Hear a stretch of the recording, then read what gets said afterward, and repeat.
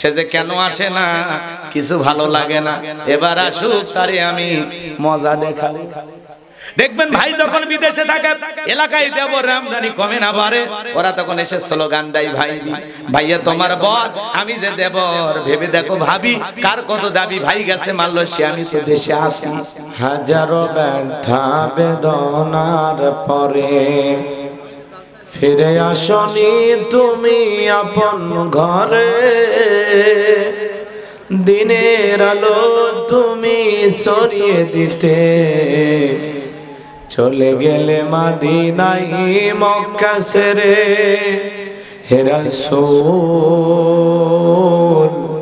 তোমাকে ভুলি আমি কেমন করে, হে রাসূল তোমাকে ভুলি আমি কেমন করে। খেয়ে না খেয়ে দিন প্রচারের কাজে নিজেকে দিয়েছ বিলিয়ে, তায়েফের কাফেরেরা চিনল না আলো, দুষ্ট ছেলেদের পিছু দিল লিলিয়ে।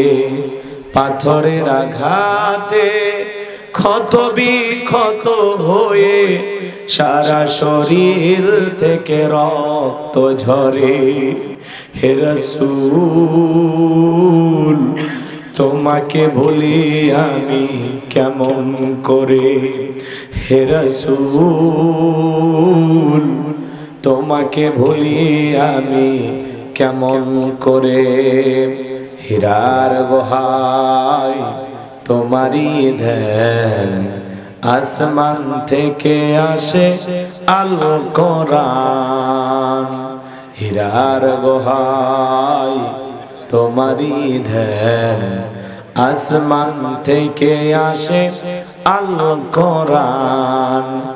ভাঙলো সবার ভুল তোমারই পরে, আসলো কোরআনের ছায়া তলে।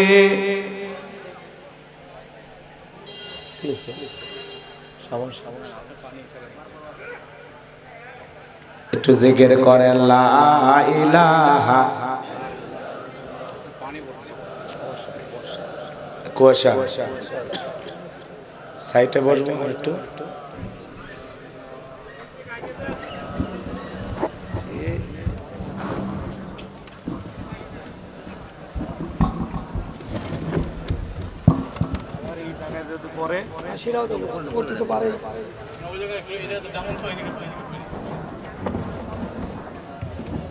আল্লাহ